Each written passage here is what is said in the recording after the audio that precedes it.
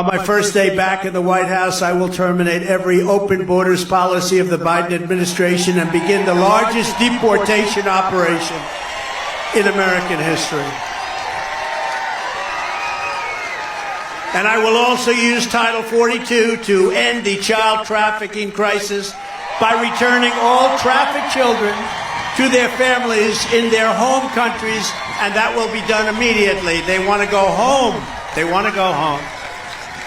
Horrible what they've done to children. On day one, I will sign a new executive order to cut federal funding for any school pushing critical race theory, transgender insanity, and other inappropriate racial, sexual, or political content onto the heads of our children. And I will not give one penny to any school that has a vaccine mandate or mask mandate. No mandates. I will immediately close the Federal Department of Education, and we will move everything back to the states where they can individualize education and do it with love for our children. You know, we spend a fortune in education. We spend more than any other country in the world by far. It's not even close. And we're last. Out of 40, we're 38, 37, sometimes even 40. We're last. So we spend sometimes 3 times. You have Denmark, you have Sweden, you have Norway, you have China. It's at the very top of the list a lot.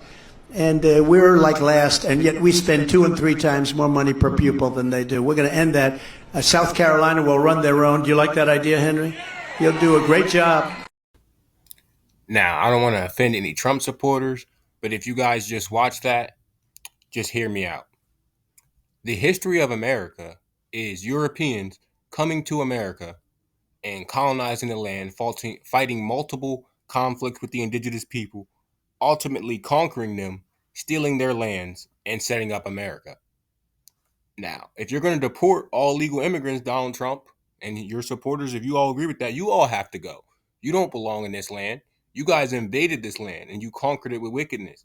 Now, if you follow my content, you'll know America is the biblical promised land and Israel is in places like the biblical Israel or Kingdom of Judah is in Utah. You feel me? Then you understand that none of that's going to happen. Donald Trump is not about to get reelected. There ain't going to be no more elections. There ain't going to be no more Gentiles in charge of our land.